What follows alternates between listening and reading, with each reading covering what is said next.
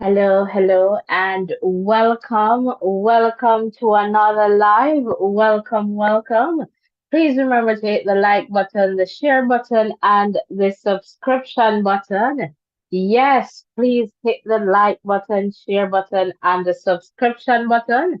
Let us continue to grow stronger together. As you can see on our screen, we'll be talking about, the recent developments since Friday, last Friday. So that was April 19th. All right, with the office of the DPP. And also, just kind of looking at what was said in the context of the Constitutional Court's ruling.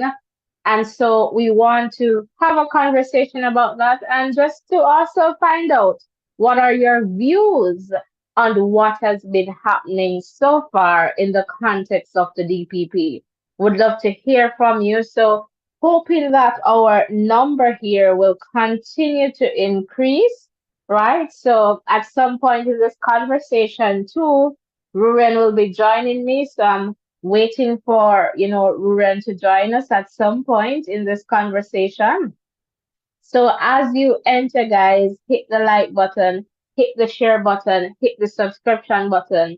And I want to hear from you in the chat as well. All right. And also, I'm going to show you just in a bit the WhatsApp number that you can call in and share your views. All right. If this is your first time here, again, welcome.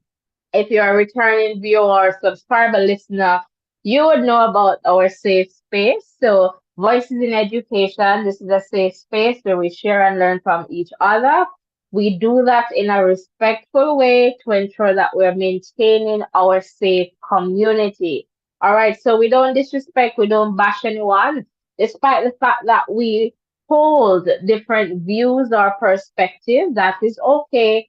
We share in a respectful way. All right, so I know that a lot of persons will have, something to share this evening in this conversation regarding, what is happening. But again, let us please keep it respectful. All right, so I don't know where to start with this one, but last Friday, so Friday, we got an update, right? That there was a ruling from the Constitutional Court in Jamaica.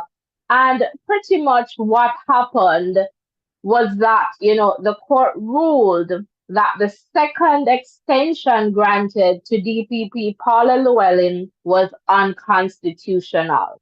All right. And at that point, the government signaled that, they were going to appeal the decision. So that decision that was made on Friday by the Constitutional Court.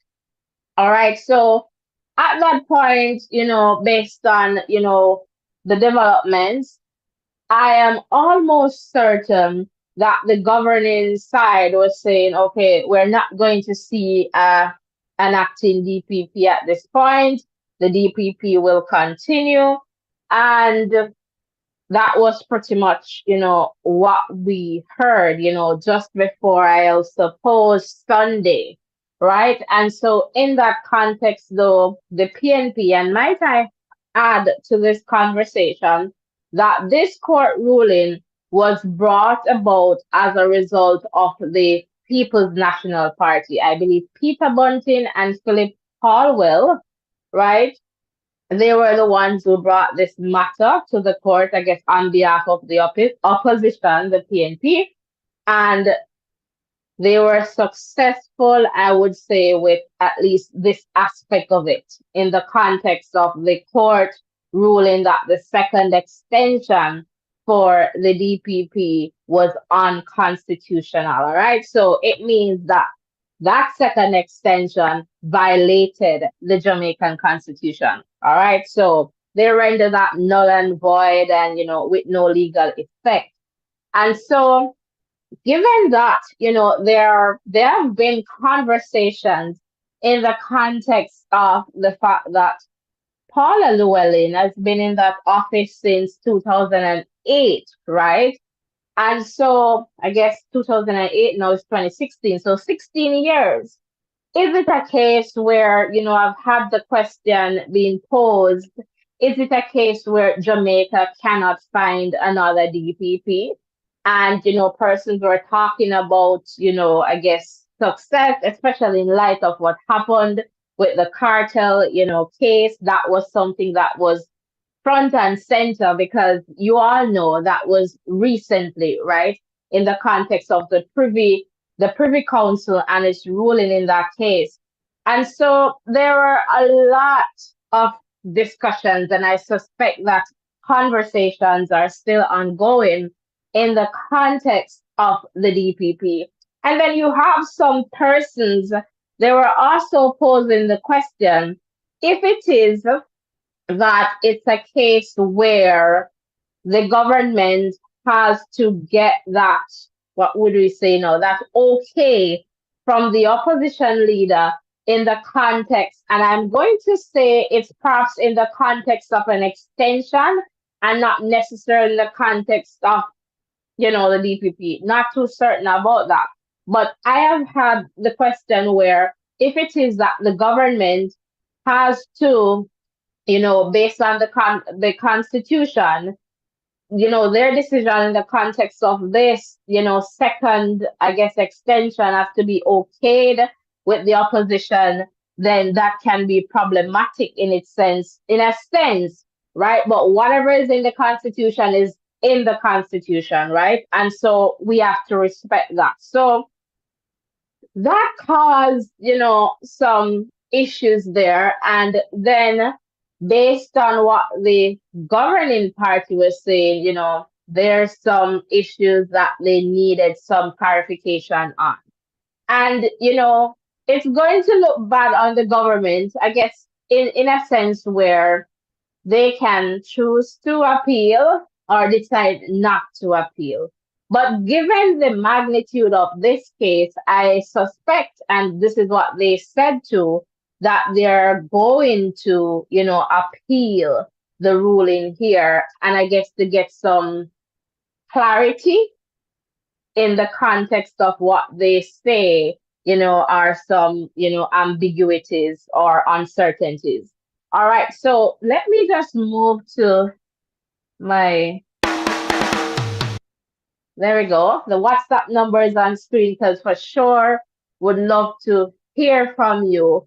So what is your reaction to the DPP, walking? So she decided that she's going to walk in light of what was deemed ambiguity and uncertainty. And so we would love to hear from you in that context. What are your views? And in the context of the Jamaica Labour Party's administration, how is this looking to you? And we can go back in time in the context of the JLP, and they have had some court cases, in the context of, I guess the Constitution as well. So if we go back to NIDS, if we go back to those letters that were signed by senators, those cases. So we're just wondering, wondering how will this play out for the Jamaica Labour Party in the context of an upcoming general election, right? And might I say, like the PNP, they are deciding to take things to the court, And if it is that they believe, and that's what we want to see too from a good opposition. If you see the government doing something that they are not supposed to be doing, yes, challenge them, do what you need. And that is important in the context of checks and balances, right? Accountability. So kudos to them in that regard, because I mean, no one wants, your constitutional rights to be violated. And so that must be protected. And that is what we want to see, I guess, as people, as citizens of Jamaica. And so, not saying that, an appeal might not offer a different result, but this is what we have working with. And it could be that the Court of Appeal might say, no, we are not looking at this, or whatever the case is. But this is definitely an important ruling in the context of, the Constitution. And so my understanding here is that as it now stands, the consultation with the opposition leader is important, or should have been, I guess, had in the context of that second extension for Paula Llewellyn.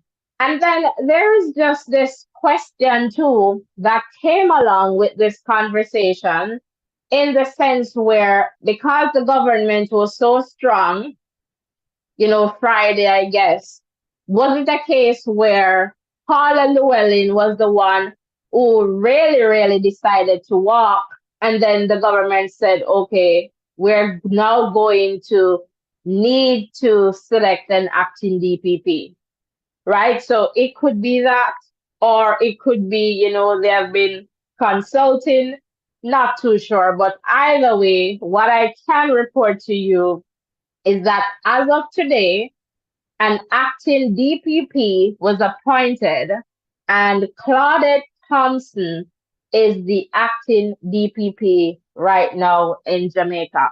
And so would love to hear from you guys as you enter. Please remember to hit the like button, the share button, and the subscription button, and comment in the chat.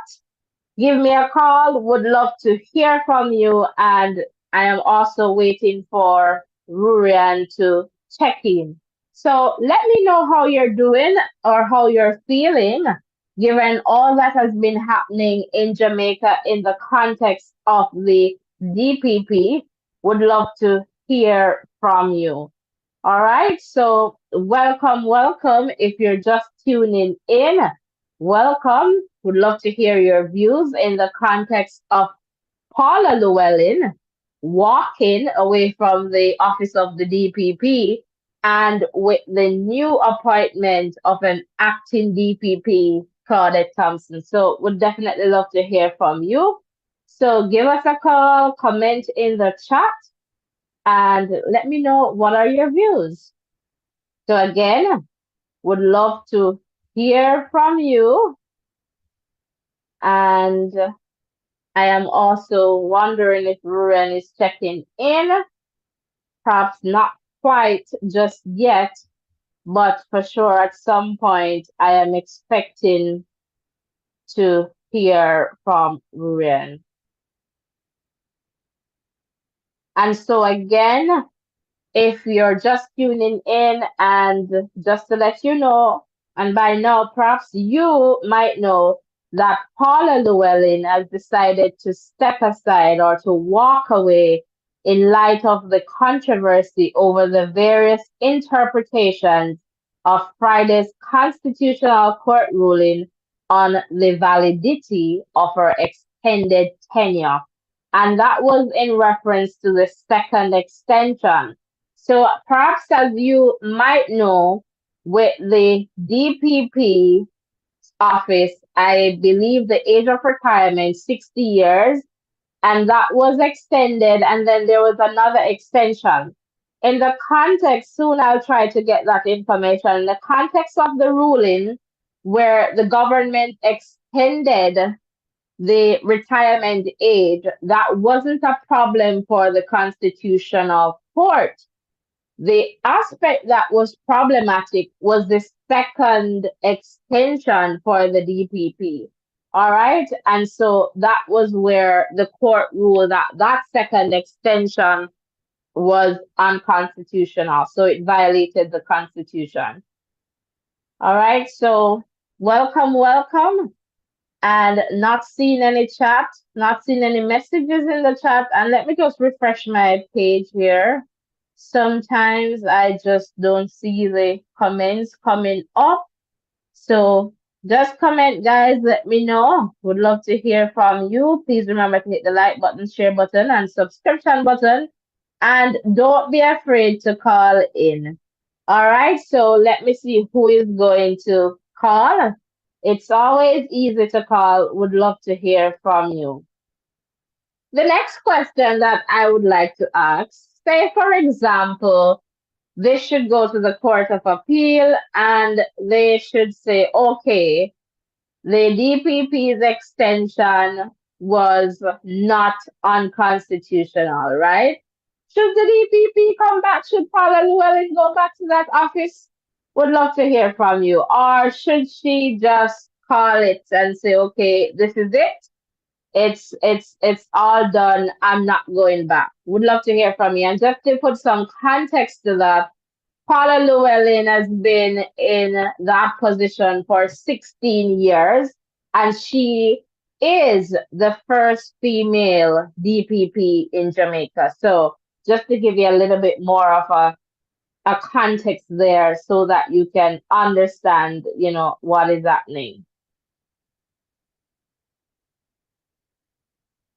And so, as you perhaps know, right? So this, in terms of the update, if you're following this channel, I did a little short.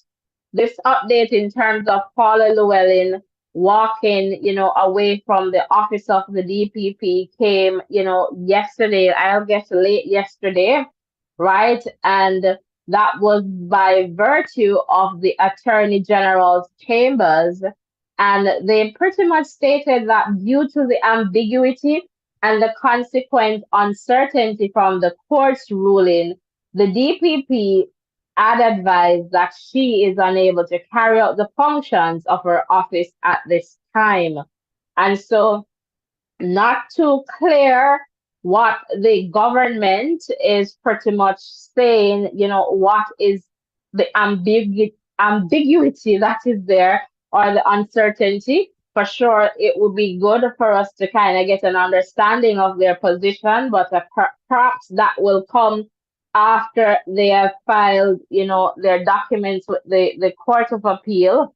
All right. And what had happened, the Attorney General indicated that in accordance with Section 90, subsection 3 of the Constitution, the Public Service Commission would be invited to appoint a qualified person to act in the role of DPP for the time being. But guys, it wasn't so easy because the Public Service Commission was pretty much out of commission. It expired, right? So they had to, I guess, over the weekend, decide, who is going to be on that commission. And again, with consultation with the opposition leader, we were informed that at one point, I guess the opposition was not okay with at least one, member of the commission. And that was ironed out, I guess, again, via communication.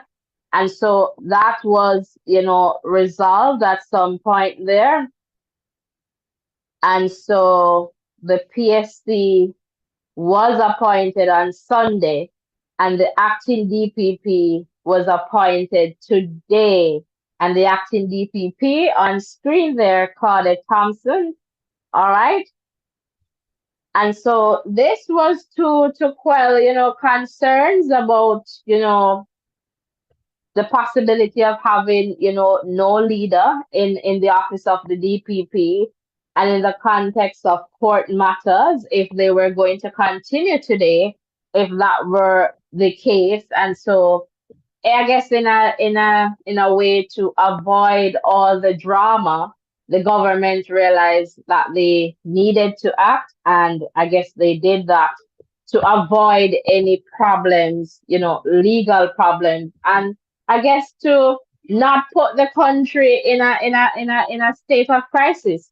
And so I'm not too sure what is going on there in the context. And this was another question to who is advising the prime minister in the context of some of these decisions. And I'm going to go back to some situations that the Jamaica Labour Party had gotten themselves in, just to give you an understanding when that question is being asked. And I feel that it's a very logical and critical question, given all that is happening in the context of legal advice for the Jamaica Labour Party or the Prime Minister. So for sure, that's a very important one.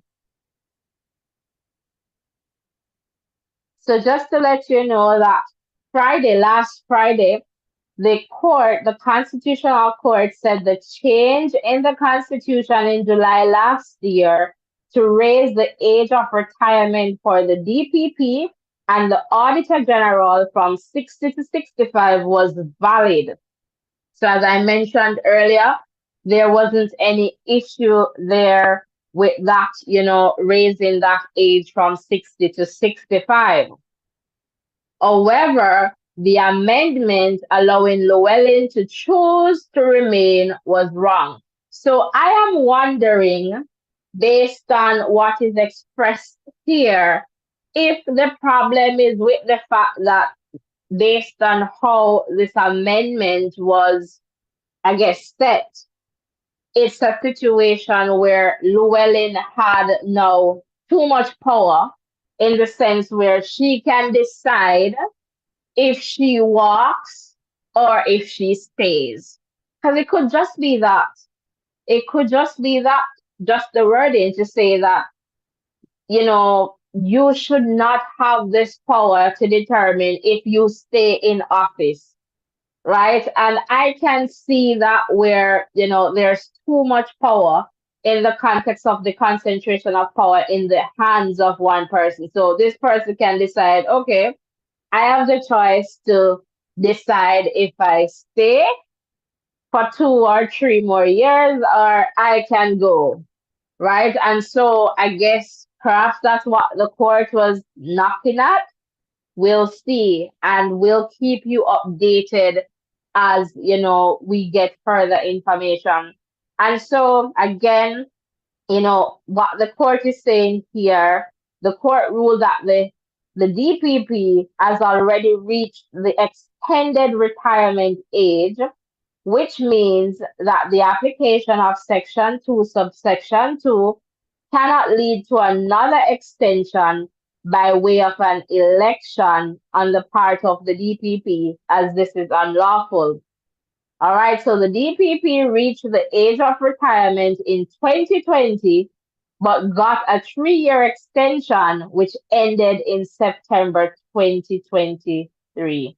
All right, so my understanding then is that I guess when that extension ended, and my understanding, the opposition supported the first extension. All right, so in 2020, so that 3-year extension. So when it ended in September 2023, I guess that's where the problem started, because the government wanted a second extension for Paula Llewellyn, and I guess that this extension will take her up to 65. All right, so that was, I guess, the concern there. So opposition lawmakers Philip Caldwell and Peter Bunting challenged the amendment to the Constitution. The Attorney General was the respondent in the matter. All right, so pretty much the King's Counsel Michael Hilton, who represented Powell and Bunting, argued that the ruling meant that Llewellyn would have to leave office immediately. So that was the ruling from the Constitutional Court on Friday. So they're saying that Llewellyn must go based on that ruling. However, other parties, including the Attorney General's chambers and the Minister of Justice Delroy Chuck, were of different views. And so when I started, I told you, that the government, they were saying, no, we're not moving toward a new DPP. And then over the weekend, Sunday specifically, we got word that Paula Llewellyn is going to walk in the context of what is deemed, an ambiguity based on the court ruling. And so the justice minister, and I guess whoever the powers may be, they recognized at that point that they needed to select an acting DPP.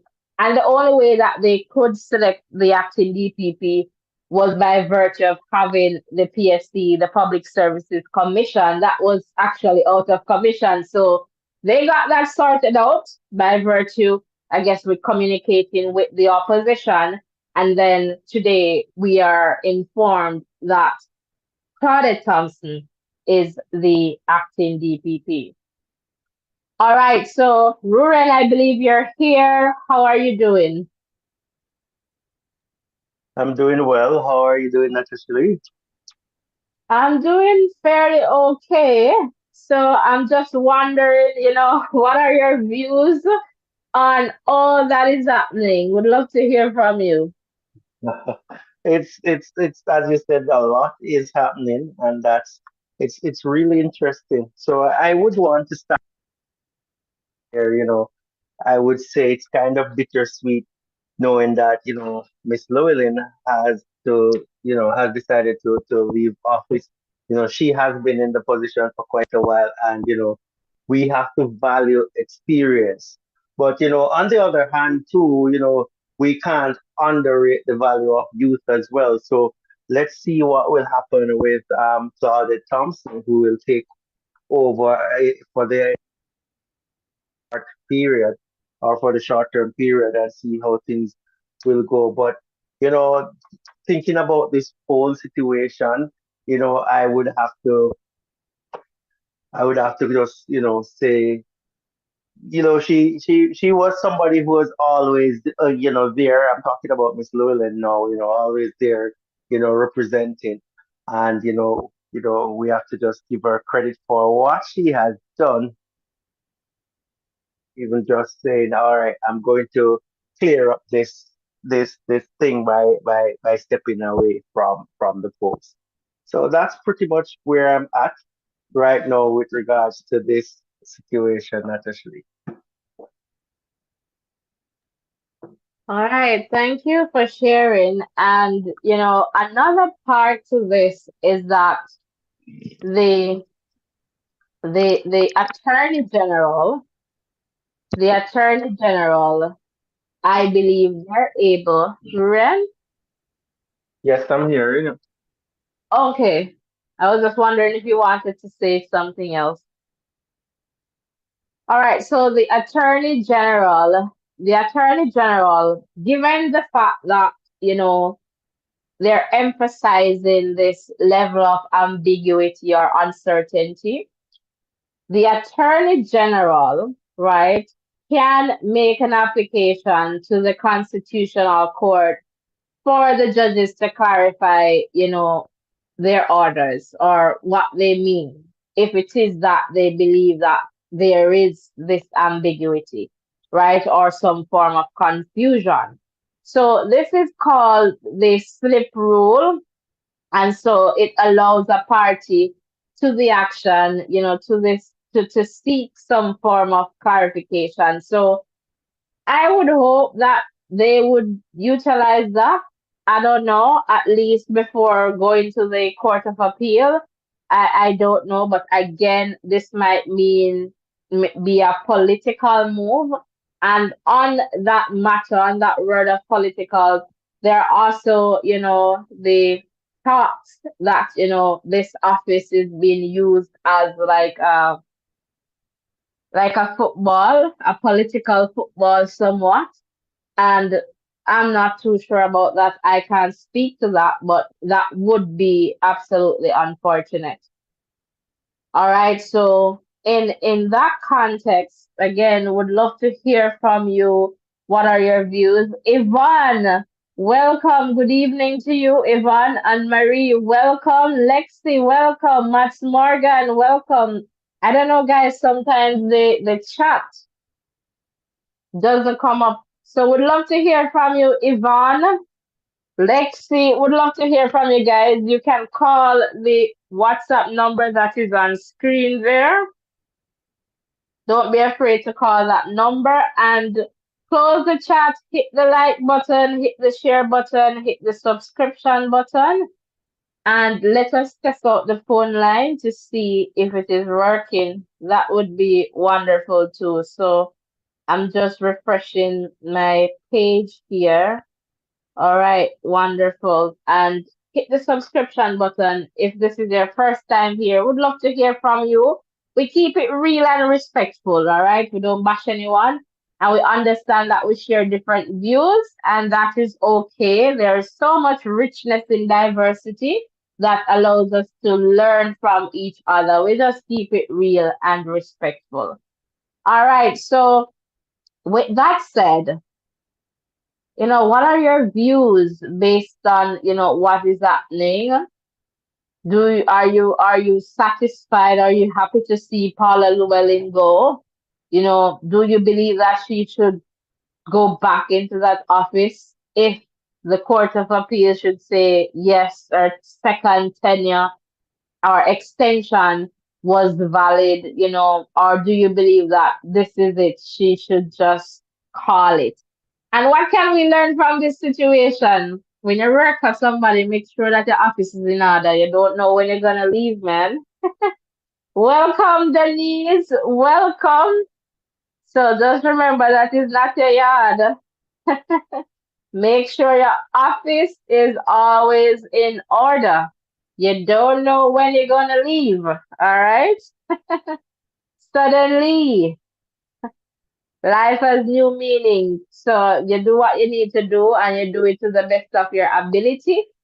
And I guess because Friday, Saturday, Sunday, Paula Llewellyn is decided that she's walking. And so, lots there for us to learn and lots for us to take from this one as well. And again, kudos to the opposition because we want to have a system where there is accountability. So if something should not be like this, then it should not be like that, right? Checks and balances. But at the same time, some people are saying, politics, playing politics, but the court won't be playing any politics, I suppose. So we'll see what happens. And for now, we have to we have to respect the court's decision until there is another decision. The decision that was given on Friday stands. My only thing is that as some of the legal experts may say that there is some uncertainty, I would like the Attorney General to make that application, perhaps using that slip rule, to get some clarification from the court so that we can have a better understanding of what their position is in the context of this ambiguity or uncertainty, just to clear up any confusion if there is any for some of us, right? And so in this context, I would love to hear the position of the government in the context of what they're going to appeal on. So, and I guess by the time they file this appeal, perhaps the media houses will pick up on that and will get some further information as it relates to their position. But again, I don't like what I'm seeing at points in the context of, how things are unfolding in Jamaica. And so it is important for us our justice system must be protected. And, I am hoping that whatever it is that must be done, we need to get it done on behalf of the people of Jamaica. All right, so that is definitely important. So let me just go back to the chat here. Matt Morgan there saying hi, Denise. Who is going to call me? Ruan, I'm circling back to you. I'm I'm gonna try to find some information that I have here. So, Ruren, whenever you're ready, Yeah, I'm here, Natasha. Just to wonderful. answer a few questions that you posed earlier, you were wondering if she would come back. I don't think she will come back to this position after the dust is settled. I would, so to speak, on this one. I think she has called it. Um, you know, and I must say that based on how things are done, I'm wondering, and this is just my view, if it was a high-handed approach by the government to go ahead with the second extension and, might not have consulted with the opposition. That was what happened. Yeah. Yeah, so I'm wondering if that was kind of a high-handed approach that was taken, and you have the power, so you do without not, without following principles. So that's kind of something that crossed my thoughts while you were going through and sharing some information. And I have to say, give kudos to the opposition too for being on this in a flash, to say that, For sure. constitutional rights here, is being breached, and we need we need some answers. So, those points I have to mention based on what you have shared.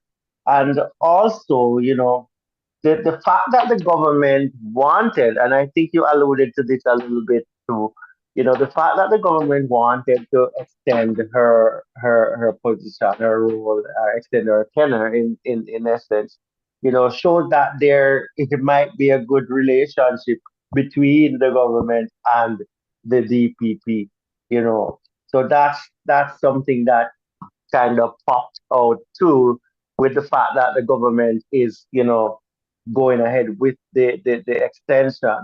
And, I don't think, this is my view again, I don't think the government will appeal this too much. I think they're just going to let things settle where it is, but who to tell if they will fight for. And I guess with dialogue with the DPP, with the apparent relationship, maybe they'll decide, well, if she's not coming back, it's not worth fighting for.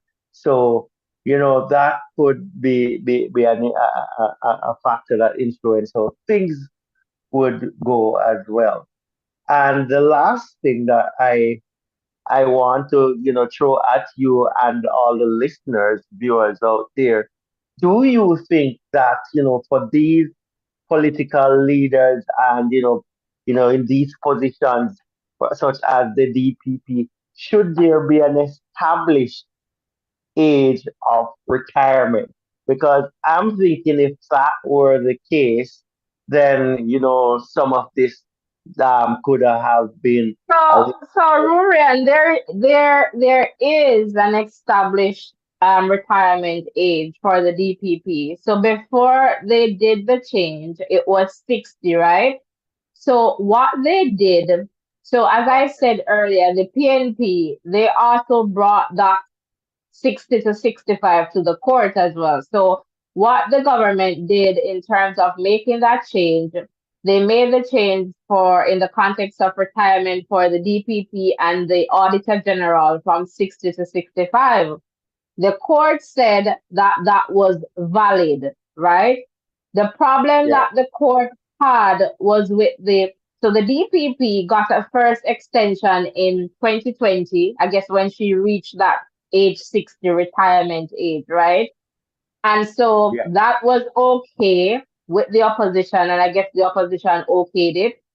The second extension that was granted in 2023 now was the problem. So what the court okay, is saying is that from moving the retirement age from 60 to 65 is valid. It's okay. It's not against the constitution. But the second extension for the DPP is unconstitutional. It's against the constitution. So in one sense, I can see why some aspect of it might be unclear if it is that you are saying that the that part up to 65 is valid, and then I can see too why they're saying that the second part is unconstitutional because there should be consultation with the opposition. And the other part of it that the court kind of emphasized, and I'm going to try to put this in my own words now, is the fact that pretty much the DPP can decide whether or not she stays or go. And I am wondering if it's just a matter of syntax in the context of how the amendment was worded that is causing the problem. So that's just my interpretation there. But still a problem, the court said it was unconstitutional. So back over to you.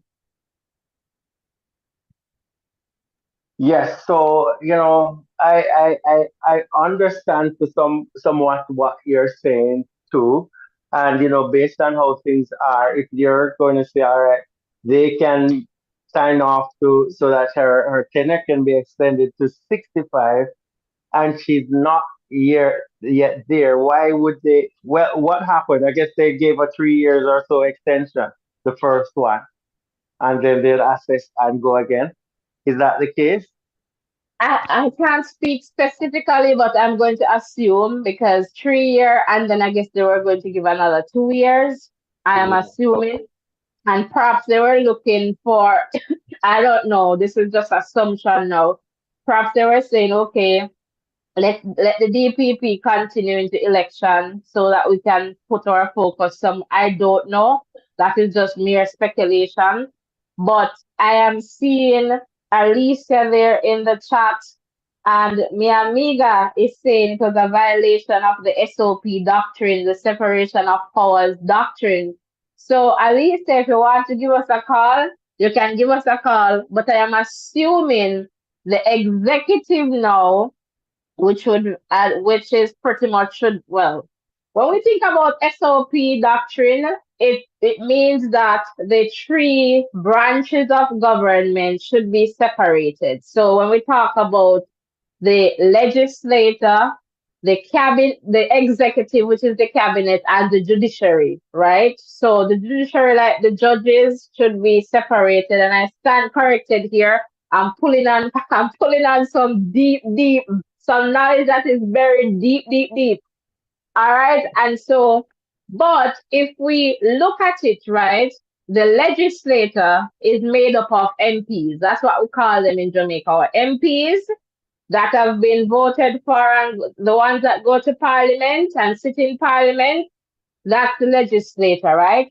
But we don't necessarily have true separation of power because the executive, which is also the cabinet, so those persons who are minister of this, minister of that, they come from the legislature. So there is some fusion of power between the legislature and the executive. But for the most part, and I'll say for the most part, the judiciary tends to be independent for the most part. And so in that context, right, where you have that now, where the executive, where the government and the extension, I guess perhaps that's how Alice, and I don't want to talk for you, Alice, I would love for you to call in, where the executive, where the government now, the prime minister is saying, let us extend the DPP, perhaps that's where the SOP doctrine is no longer applicable in that context because that separation of power is not there. So the judiciary should be independent at least. But that's the concept of, separation of power in a nutshell. So those three branches should be separated, but we do not in reality, we do not have true separation of power when we think about the executive and the legislature. No, because the executive does come from the legislative branch. Usually, the judiciary tend to be more independent. So I guess that's where Alicia argument is aligning with in the context of the SOP doctrine. Accountability cannot be downplayed. Okay, Denise Alicia says the extension by the PM casts doubt on the independence of the DPP's office. So how would you look at the first extension then, Alicia? I would love to hear from you because the court is saying that the second extension was unconstitutional. So that would love to hear your views on that one. Yes, Ruan, back over to you.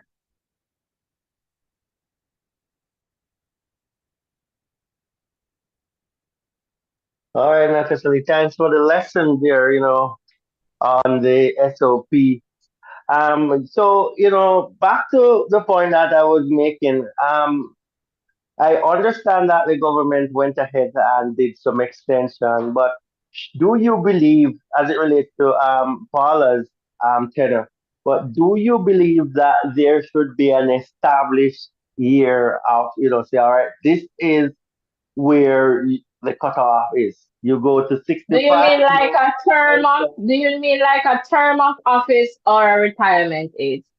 I'm thinking retirement age. But there's a cutoff. The cutoff point would you're saying the cutoff point is at 65, I guess. At 65, no, given the fact that the Constitutional Court said 65 is okay. Okay. All right. So I guess that Previously it was 60. So this and I guess this is where some of the ambiguity might come in, and I'm just my interpretation. So before, and you raised a valid question there, Ruan, let me just acknowledge that. So before the first extension, right? My understanding, Paula turned 60 in 2020. So it means that she would have reached the age of retirement. So you raise a valid question. Why did they allow her to stay at that point? Is it that Jamaica cannot find another DPP? Because at that point, I suppose the opposition supported the extension, the 3-year extension, right? So what happened now, given that I guess the government went and did their thing in the context of now moving the age from 60 to 65 for the DPP and the AG, and I guess there was some amendment there to give Paula a second extension. And I guess this extension would take her up to 65, right? So what the court is saying, hello, up 60 to 65, check mark. That is good. But the second extension, not good. That's pretty much what I'm getting from it. But you raised a very good question. Why, when she got to 60, they did not find a new DPP? But at that point, I suppose the opposition supported the first extension. So why the opposition?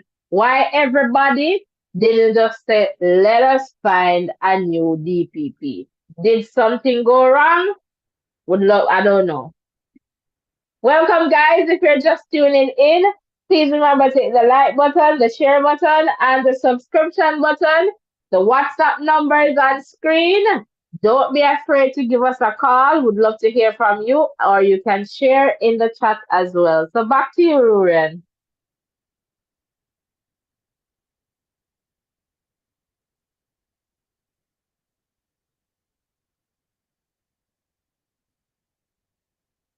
Ruren? yes, Natalie, I'm here. Yeah, and the I think I guess they'll have to, make these, cutoff periods just make them hard and fast. As you rightly said, they could have, opted for, a new DPP at that point in time, but they decided to to extend. her tenure, and that's probably where the confusion and this whole situation is coming from. So I'm eager to see what they'll do going forward, and if let's say Claudette Thompson gets up to age 60 or age 65, let's say if they'll cut and she's doing well. No, with- I believe she's acting for about 6 months. I believe it's 6 months. So Well, I guess, the possibility lies that she could take over. Don't you agree with that? yeah, yeah, for sure. But I'm just letting you and perhaps the listeners know that I believe she's acting for about 6 months, and I guess maybe depending on further legal advice, they will determine if this DPP is going to continue, but perhaps she should go. Perhaps it's just the end. Perhaps they wanted her to go for 20 years. I'm not sure what was I don't know. But perhaps, this is looking like it for, Paula Llewellyn. And, I like to hear when she talk, you can know when she and the judge is not going along, not seeing eye to eye. You know what you normally say, Ruan? Or anybody in the chat. Gerald, welcome, welcome. I don't know what she said. You'll have to share that with us. I'm gonna see who in the chat can tell me or just call me and let me know. You have to call me because you have to talk it. Call me and let me know when Paula is not seeing eye to eye with a judge in the courtroom. What would she usually say? There's this one little keyword, or you can't say two words, because she used the word before she said judge. One little word. Let me see who knows that. All right, but we'll wait and see. So that is something for our audience. Let us see who knows Paula's word. All right, Ruben. So something that I wanted to share with you guys too, as I mentioned earlier, I just found back the article. It's an article from the Observer in the context of the Andrew Holness administration. They have been stringing up a number of defeats in the court.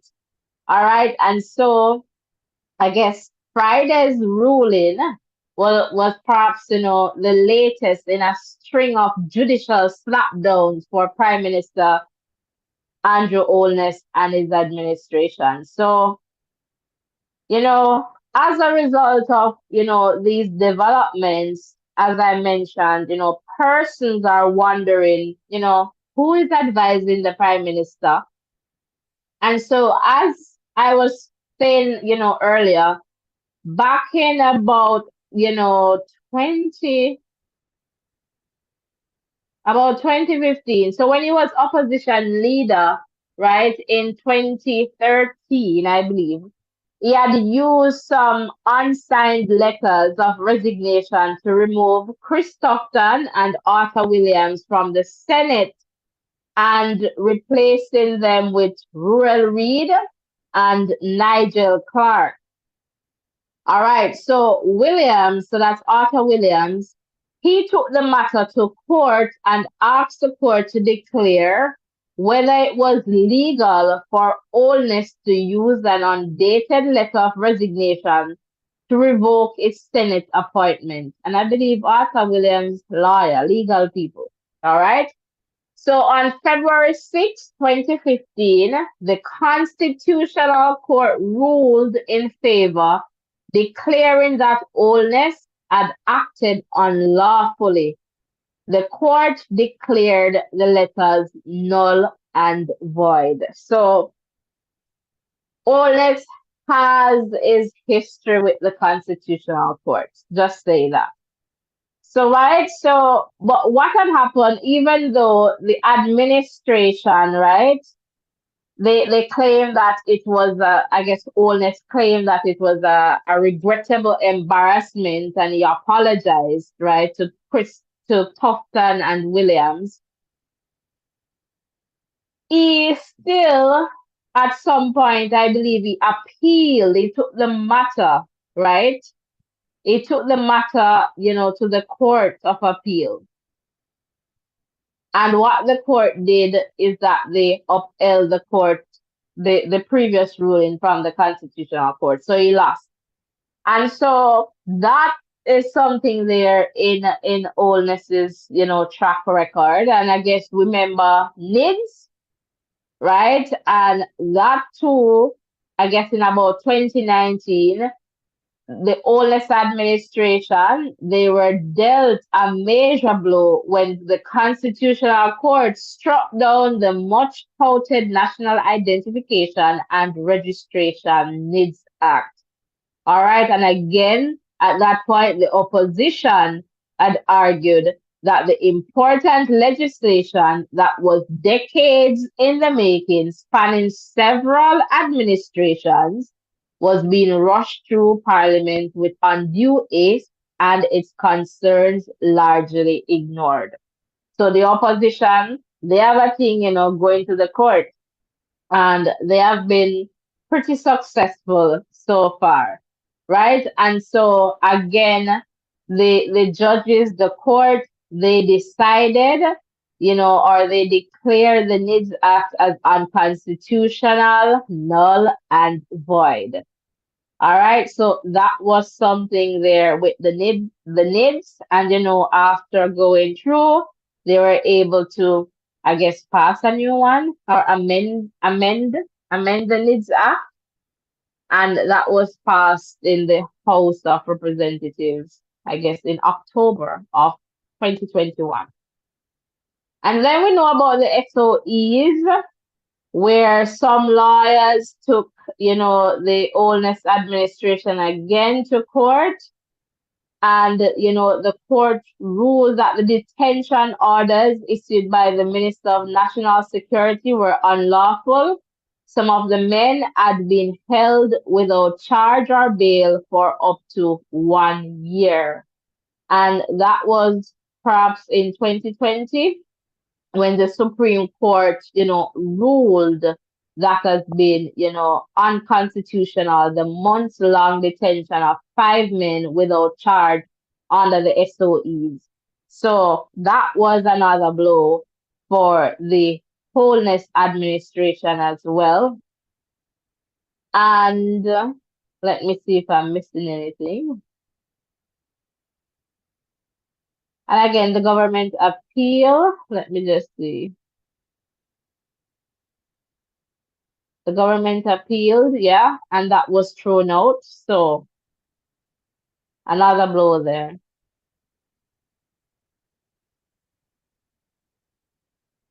So I guess those are some of the things so far. And, they say that they're going to appeal the DPP ruling based on what happened on Friday.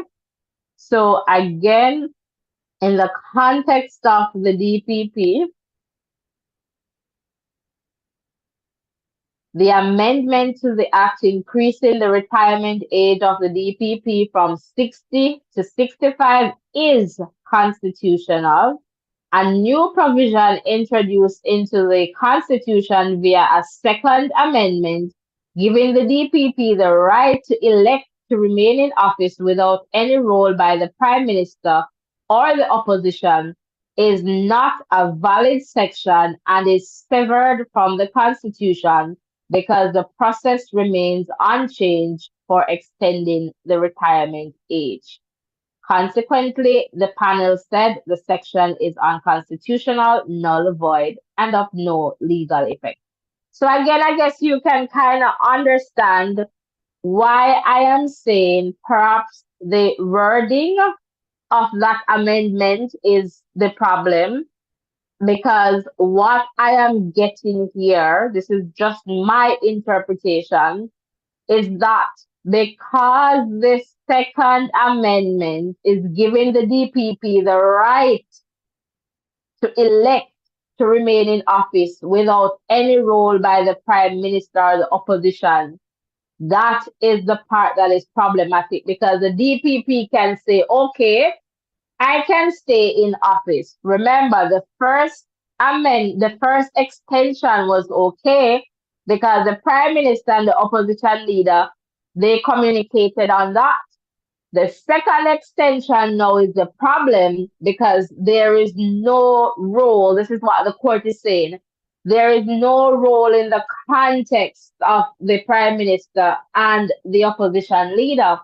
What I am gathering here is that they're saying the DPP now has the power to say, okay, I will stay, and nobody can say no. So the opposition leader cannot disagree based on this. And my understanding is that that is not what was meant to be in the constitution. The opposition has a role to play in that context. The prime minister and the opposition, they should agree on the DPP, and I guess the prime minister recommends whoever to the governor general, and however that works. I don't know.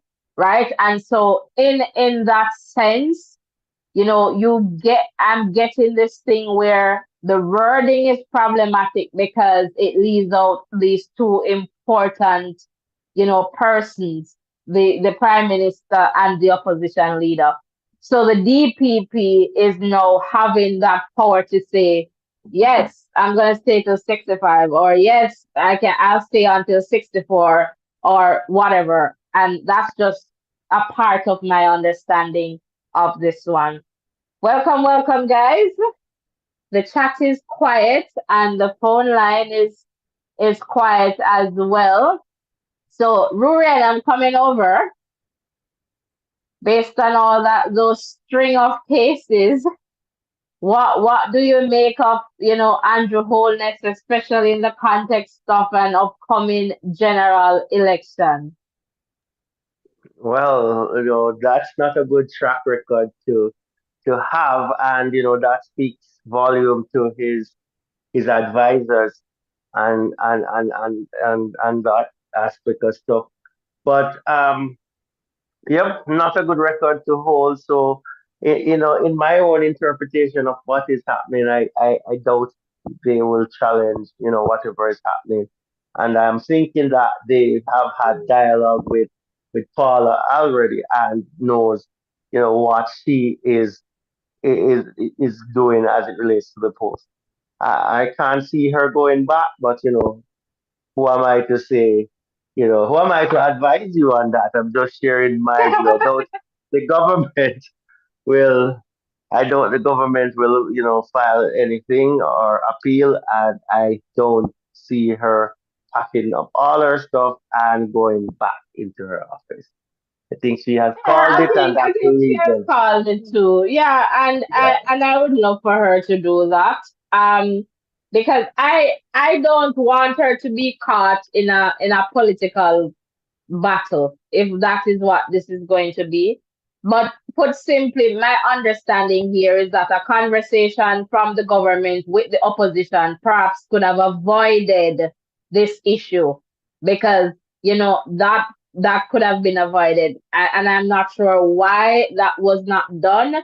And so, in essence, in the context of an appeal, I believe the government, they're going to do the appeal, and if they don't do the appeal, I would want them to seek at least at minimum the clarification, right? And so that is definitely important, just for us too as citizens to get a good understanding of what it means. Because you see, when you have one party saying this and the other party saying that, and or you have experts saying this and experts saying that, that can cause, as they say, ambiguity, confusion. So the court can definitely clear all of this. And I guess even, I don't know, perhaps I'm not sure if the PNP can, I guess the Attorney General can apply for that, make the application for the clarification, and perhaps the opposition. But I don't, if this is like a political thing, the opposition is not going to apply for that kind of clarification because it's not going to suit them really. So that will be on the side of the government to do that, I am supposing. So in that context, we will see what happens, and for sure, we'll be here in the context of, sharing updates as they come along. So we'd love to hear from you guys. Not seeing anyone, commenting there in the chat, and perhaps it could be my little system here. But give us a call for sure. I'm not getting any calls, and would love to get a call or two. So let us hear from you. Would love to hear your voice. This is Voices in Education, so it's not just my voice. All right, would love to hear your lovely voices. All right, so I think I asked about election and what a possible case like this could look like. So, Ruren, do you believe that this current, development, this happening, could impact, the election, the general elections? And from either side, how would it look? How are things looking from your perspective for Mark Golding and for Andrew Holness? Okay, so my interpretation of this is that this is a point scored for the opposition, Mark Golding and his team Mhm. there, because the office of the DPP was established, and there was no concern, no sort of queries, nothing. That was something that's established. That's something that they supported as the opposition, but they figured out, and as I said earlier, you have to give them kudos for this. Figured out that the action of the government was unconstitutional, and they used this, and I think they scored. Um, if you notice what happened earlier and what you did earlier as well, as you were reading from the I think Observer post as it relates to the government and their cases that they have you know lost as it relates to trying to get certain things established or done, it opens a can of worm and saying, all right, these guys are making certain decisions, and it doesn't reflect well on the government at all. So they will have to tread carefully in how they deal with this. And that is probably one of the points, but that's why I'm saying that I don't think they should bother with the appeal. I would just let it die down, because obviously they are able to communicate with Miss Llewellyn, and if she's not going to go back there, what's the point of the appeal? And that's where I am, reasoning from. That's where the politics comes in, Ruren. That's where So the politics. So it's like, say, all right, now that you shared, right? So based on how things are now, you're giving Mark the points. So in a situation where the oldest administration goes to the Court of Appeal and the Court of Appeal rules in their favor, then Mark is like there, right? Lost all that, lost everything, unless they're going to say, all right, we're going to Privy Council or whatnot for the Privy Council to take a look at this. But in that I context, like not I'm not too sure how soon an appeal for this matter, this nature would be heard anyway. But not going for an appeal is also sending a message that you're doing things unlawfully. If you look at it that way, that you're doing things unlawfully. So my thing is, and because they are citing, ambiguity, even if they're not going to the Court of Appeal, that clarification, right, from the Constitutional Court is important. So somebody needs to ask for it. The opposition, I don't know if they can, but I'm suspecting that they won't because it won't serve their purpose. Their purpose is trying to show us that the government does not respect the Constitution, right? That's what they're Yes, trying to for say. sure. They're But unlawful. They're not respecting, due process. And so that is their purpose there, and they won on Friday. They won that, as you state there perfectly. They won. So now, right, when you look at politics now, the government can come and apologize to the people and say if they believe that they did something wrong, right? And say, okay, we made a mistake. But because they're citing this ambiguity, I'm not too sure what that is. So would love to hear their position in the context of ambiguity. Also, if if we take a look at what is being played, what is out there in the media coming from Paula Llewellyn, based on my but understanding, she walked away from the office citing ambiguity and uncertainty based on the decision. so So, Natasha, I want to stop you there for a minute before you get into sure. what Paula has out there in the media. I want you to just expound on that point. You said that, yeah, the politics chips in with the appeal in a certain sense. And if the government goes there and they, get that ruling in their favor, they would, probably take away the point that Mark had scored. But what Yes, happens and if they go there and you explore that side of it? What happens if they go there and they did not win the appeal? How would more that? embarrassment, more embarrassment. So So my it's question to so the you is this: politics, the just politics is just go before ahead, you go get back ahead, into go it, ahead. just before you get back into it, being at the position where they are now, with the possibility of going with the appeal, a possibility that they could cause themselves more embarrassment, or staying where things are here and give some clarity to the people of the nation, which would serve the government better, appeal or just as things are, given an explanation and shed some light and some clarity on the situation. Where All do right. you think?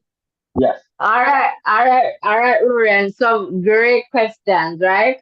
And I'm going to speak from a place of politics, right? First, before I kind of get into that, just to kind of extend what I was saying. In the context of politics, right? When we think about things right now, because context definitely matters right now. When we think about the context, an upcoming general election is somewhere there nearby, right? And so, yes, I get what you're saying perfectly. But here is another take, as you rightly said, like if they lose, as I said, more embarrassment for the government. But I'm not too sure what the time frame is like in the context of hearing this appeal or the possibility of an appeal if the government decides to follow through on that. If it is that they go, right, and I'm talking politics now, mark as the points right now, okay? Think about an election being called. It could be political timing and calculation in the sense where, you know what? Andrew probably over there say, listen to me. I wonder how long this thing I gonna take. All right, if this thing I gonna take 1 year before we hear it, we are gonna court of appeal. Because you see when campaign time come and Mark starts say court rule, we can counter that to say here what this there is ambiguity, that's why we've gone to the court of appeal. Right? So if it's a case, at least them have a little something, to kind Yeah, of I go understand over what you that, say. right? because political timing is important. So, if, for example, that works for the electorate, so the people who are voting, and they're voting back the Andrew Holness administration, right? And say, for example, after the election, probably 4 months after, we get the ruling and they lost. The administration lost. Right now, the administration will lose nothing, because them have some more years to fix that back with the people before going to the polls again for another general election. But the opposition, they don't have that time because they would have lost the election if you look at it that way. So that political timing and calculation is also important. So sometimes, as someone who kind of understand the politics to some degree, I can tell naturally like, oh, you're playing politics because some things, political timing based on what is going to happen, then you get a sense of what is going on. So yes, Mark is winning right now. But if it is that, and again, I don't know what the time frame is for this nature in the context of the appeal, but if it is likely that the government can say, okay, this is going to take us like a year and a half, let us, let us try this. Give us some time for a campaign, give us some time for election, and after election, we deal with whatever comes. Could be that. I don't know, but that's just one side of it. And as you rightly put it, they can go back. Oldest administration lose before an election, more embarrassment, more not, right? And more points for Mark. And that could be a difference in terms of Mark Golding now winning a general election. And Mark you, no pun intended, mark you, right? They are planning on taking this matter with this, is it with the speaker? I believe with the speaker to the court if it is that some, I think it's with the same AG reports. So that too, they realize, so they're going to use the court as best as possible to see how they can win the election. I don't know if they have the time for the next matter to go through, but we'll see what happens. So it's like they're saying to the government, listen, we'll win this, Don't believe so we're afraid to go back and court, straight up the way I go back, So it's like playing that tactic now where you're saying, okay, we are going to court. But it could be a case where the government here zero if they want to go to court. So it all depends now on, what this political atmosphere is going to look like in the context of the election. But right now, Mark is scoring all the points that are necessary to pretty much get the electorate to vote for the PNP. So that's a part of the package because come campaign time, I got to talk about how, X and X just unconstitutional, then I respect the constitution, then I respect UP. So they have that and they have the backing to support that, right? The courts say, well, whatever. They say, well, what I would like in that thing is for the court to spell it out. The DPP can no longer stay in office. And then every all argument, they say, nobody couldn't tell we not need office. This is ambiguous. This is uncertain. We would know, right? We would know. We don't need nobody to come and tell us about no ambiguity or no uncertainty or this, that. The whole politics play. We would know. Just next time, the three judges, they were all female judges, I believe. Just tell us the DPP has no right to be in that office. The DPP must go. Oh, but it's simple, man. Simple, simple, simple. And let us know. But that's pretty much, what I am seeing from that in the context if say the both parties decide to play politics, they're going to play it in their favor. So remember now, the government has the power now, Andrew has the power to determine when he calls the election. So he can wait for an opportune time to dig up all the files of the opposition to see if they can find something to say, okay, all right, this is going to be huge and this is going to be detrimental for them. Make we call it now politics again. So I would not be surprised if, a couple days or weeks from now, we hear about something going over the opposition and something come to the fore. I wouldn't be too surprised. Not shocking because politics, I guess that's the nature of the game. Unfortunate because the people's business, I believe, suffer as a result. Unfortunate, but politics, that I believe that's the nature of the game. Coming back over to you, Ruan. Yeah, some good points raised there by you, Natasha Lee, as it relates to political timing and all of that. And I take your point because that's really and truly a good way of just putting things into perspective, right now because based on what you're saying is that the point that Mark would have scored could not be tallied to his score because there's a query on it, and that's a good way of keeping things in limbo in a sense, keeping things neutral until there's more information present, and as you said, that time factor as well that we are not sure how long that appeal would take. That could buy them some time for not saying, all right, Mark, you scored a point here, but we're not too sure yet until whatever. So yes, I get it from that standpoint for sure. But the opposition is going to do all they can to punch holes into the leadership of the government because especially because there's a impending election soon. So that's where I am at with this conversation now. But really interesting times ahead. I would love to see how this one pan out, Natasha, back to you. But before you get back to you guys, we're asking you to like, subscribe, and share this live with your friends and family.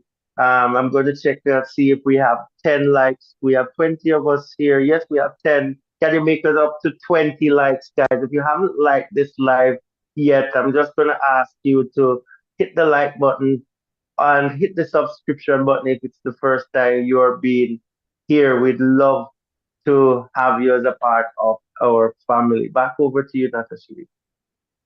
Wonderful. Thank you. Thank you so much, Ruan. Yes, guys, I second that. And that's an extension, but it's a valid one. It's a valid and constitutional one here. All right. So please remember to hit the like button, the share button, and the subscription button. And welcome, welcome. If this is your first time here, let me know in the chat. Would love to give you a big Voices in Education welcome. Voices in Education is a safe space where we share and learn from each other. We do that in a respectful way to ensure that we're maintaining this safe space. We understand that we hold different views or perspectives, and that is totally okay because there is richness in diversity. We just keep it real and respectful. So we don't bash anyone. All right. So we just keep it real and respectful and keep it going. Nicholas, welcome.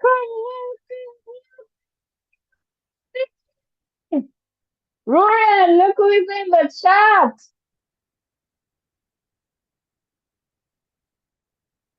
Hello, Nikki. How are you doing? It's good to see. Well, it's good to hear from you. We missed you, and Wonderful. yes, we miss you. So hopefully all is well on your side of the world, and I'm happy that you have found us as well. Wonderful, wonderful. So happy to see you here, Nikki. And as I see you, we have plans to get the French Fridays and the Spanish Saturdays back up and running.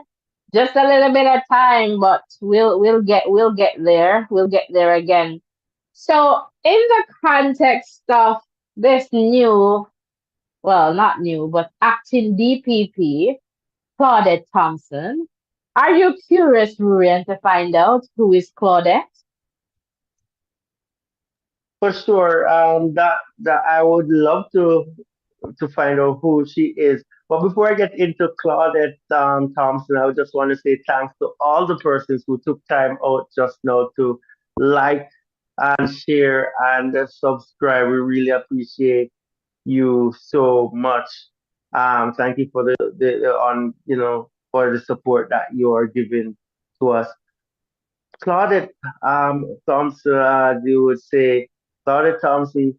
I don't know who she is, but obviously she must have had the necessary, qualifications and experience, and that is why she was, selected for this post of, acting DPP. So I'm not sure if you have any information you want to share in that regard with us, Natasha Lee. We're going to pass over to you. Wonderful. So I have a little bit of information here on Claudette Thompson, and I'm going to try my best to share this. All right. So let us go. Who is Miss Thompson? So the acting DPP, we are told, is no stranger to leadership. The 49-year-old previously acted as director between August 2nd and September 6th in 2019. Ms. Thompson has been serving in her substantive post as Senior Deputy Director of Prosecution since 2018. She became Assistant Crown Counsel at the ODPP, so the Office of the Director of Public Prosecutions, in 2007. But before serving in that capacity, Ms. Thompson was clerk of the court in St. Anne in 2004. With almost 2 decades of experience as a prosecutor under her belt, she had featured prominently in several high-profile prosecutions, including the anti-gang case, which led to the conviction of leader of the One Don faction of the Klansman gang, Andre Blackman Bryan. All right, she was also pivotal in other cases, such as the Wilson gangsters. Miss Thompson was also a key member of the team that secured the conviction of Klansman leader Tesha Miller, all right, for accessory after the fact to murder. Miller was convicted in connection with the murder of former chairman of the JUTC, Douglas Chambers. All right, so both Miller and Bryan are serving life sentences. All right, Miss Thompson also figured in the recent conviction of Dante Brooks.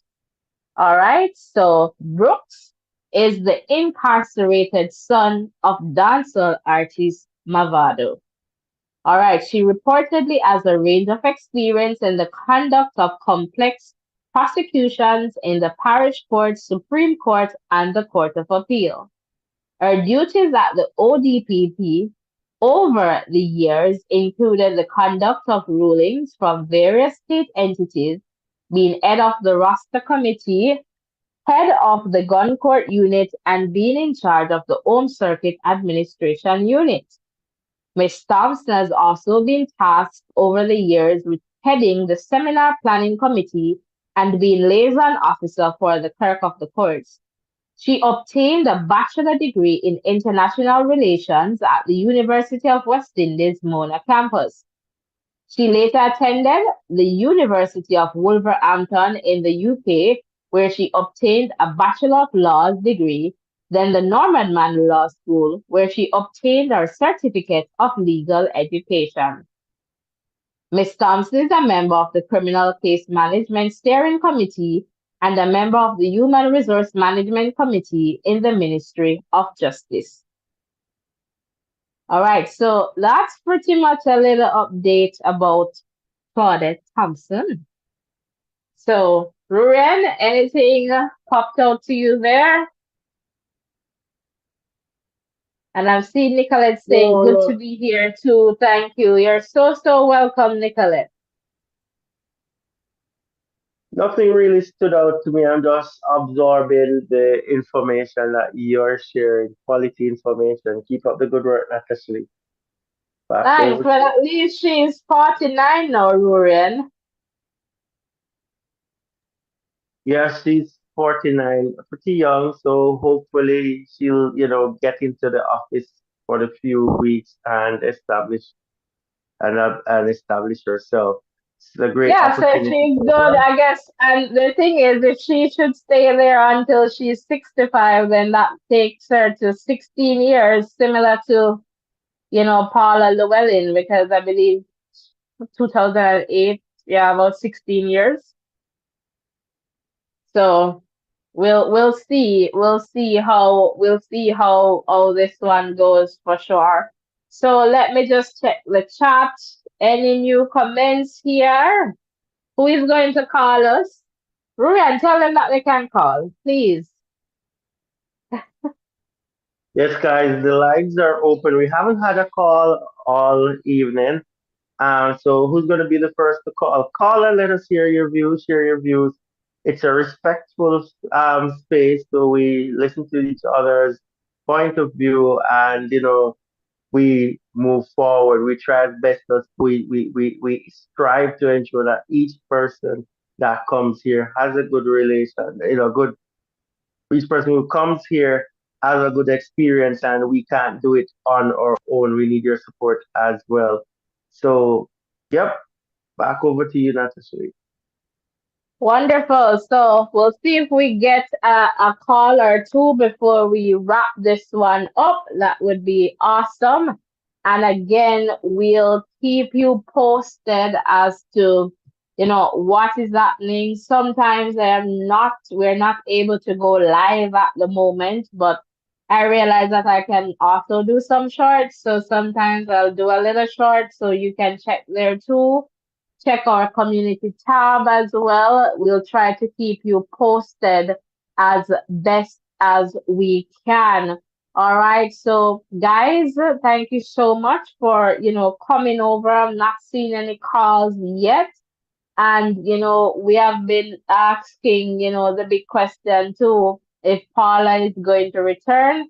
And we are perhaps saying no, she's not going to return to the office of the DPP. She's perhaps going to call it, quits. This is my time to go now. Perhaps, I've spent just a little bit too long there. And so, that's the next few days, especially in the context of the possibility of an appeal, that I am definitely looking forward to seeing, and especially to kind of get a better understanding of what the government's position would be if it is that they're going to appeal, this decision. But until that time, this decision stands, and this is what it is. The decision on Friday stands. And so my question is, if there is some ambiguity, why not seek some clarification so that both sides, and most importantly, the people of Jamaica, can have a good understanding of what is happening in the context of the ruling. All right, that is important as well. So would love to see that.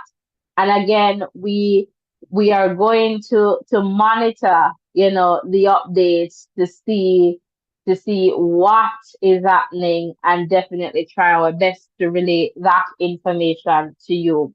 Ruren, I'm just circling to find out if you have any final comments that you would like to share.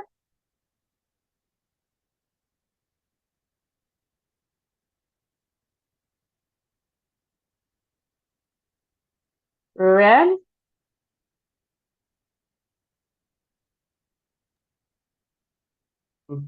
Yes, Natasha, just want to, just a little bit excited to see how this one will pan out. And as you mentioned, in the context of time and how time is important to this case too, if let's say the government appeals and this takes a year or so, then you could see that kind of how that could impact Paula and her, position not being one of certainty as well. So, all of this Exactly. comes into play as you rightly mentioned earlier.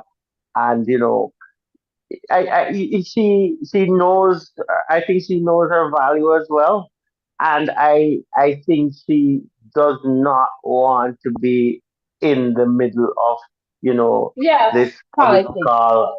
Yes. So, I think she might be regretting staying on so long, and knowing that this is how things have, panned out.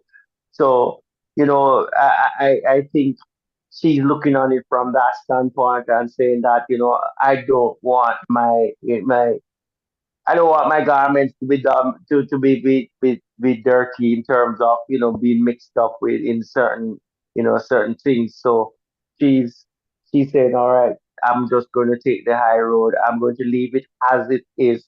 I am not going to get any deeper into this situation. And if she stays on too, that would kind of indicate where her allegiance might be in a sense too.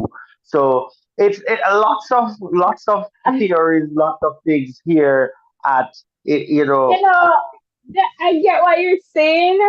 Not to start a new conversation, but I think she has values and an excellent woman, brilliant brilliant, of course. And as I kind of said, earlier, I felt that perhaps she was, very instrumental in terms of the government, seeking, and acting DPP because she's saying, listen, this uncertainty, this ambiguity, I cannot operate in this office based on, the atmosphere right now. So as you mentioned, I'm gonna walk.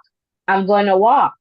What she has done, I guess, in terms of her legacy, And the thing is, she, based on how things are happening, she wouldn't be the person who did something wrong. She just happens to be caught, like you're caught in a crossfire. It's not you firing anything, it just happened to be in there. So that's how it's looking for me. It's just unfortunate that she's caught in the politics, right? And so I doubt she'll be saying, not, I don't know, but I doubt she'll be saying to the government, keep me for another, whatever. Maybe they ask, do you want to stay? I don't know. But again, she's not the one going to parliament making this or doing that, right? So it's just unfortunate. So it's the opposition going to the court and the government doing what they're doing, perhaps not the best way in terms of what they did. She just happens to be in the middle of all of this, right? And unfortunately, this also brings her as a person into the conversation, which can be very unfair to her if it is that she has nothing to do about it. She just happened to be caught in a political mess, right? And so that's just unfortunate, and it just happens. So as I said, sometimes some things happen in life. We just have to learn our lessons, take it, and just go on about with business. And we're never too old to learn something new. And I guess that's what I have to say there, Ruren. Not to start a new conversation, but I'm coming back over to you because you were kind of summing up and giving us, your final statements. Yes, for sure, Natasha Lee. And you put it rightly. Again, I have to support you in what you said just now. She does not want her legacy to be damaged in any way or form, and I think that's how she's viewing this whole situation. You know, she has been in the position and has served her country well for approximately 16 years. And I think probably she's saying to myself, to herself rather, you know I don't want my name to be, entangled in anything like this. So I will just take away myself from it. But all in all, good discussion. Lots of questions to be answered by the powers that be, and it's good to have you here, not just really that keeps abreast of these things and share the development as they come along in whatever format, and that's really important to us community members, so we can keep abreast of all that is happening. But you know, all the best to Paula Llewellyn in whatever she plans to embark on in the future, and let's see what Claudette Thompson has to offer as it relates to her working in this temporary position. And probably hoping to get that next spot as DPP. So lots to look forward to going on, and that's something that's exciting about the politics from my point of view. Just want to see how things will pan out in the near future as it relates to all of this. So back over to you, Natasha Lee. Just before I hand the baton over to you, Natasha Lee, thank you guys for all the persons who are here with us. Please like, subscribe, and share if you haven't done so yet. Now is a good time to do that. Drop a comment in the chat. And if you want to be the first caller, I guess for tonight, yeah, I don't know if we can accommodate one call, not actually passing back over to you. I'm watching to see if anybody else likes this live, and I'll big you up as soon as I see that as well. Yes, Natasha, back to you. Wonderful. Thank you. Thank you so much, Ruan. And I'm checking the chat too for final comments. So if you have a comment that you'd like to share, would definitely, appreciate you sharing the chat. Or as Ruben said, we could possibly take one call. All right. So would love to hear from you in the chat. Ruben, so just to see if some comments are going to come in and perhaps a call since you made the call out. When I was growing up, at one point I said I wanted to be like Paula Llewellyn. Can you tell me why Oh, I I would did, say I that? did,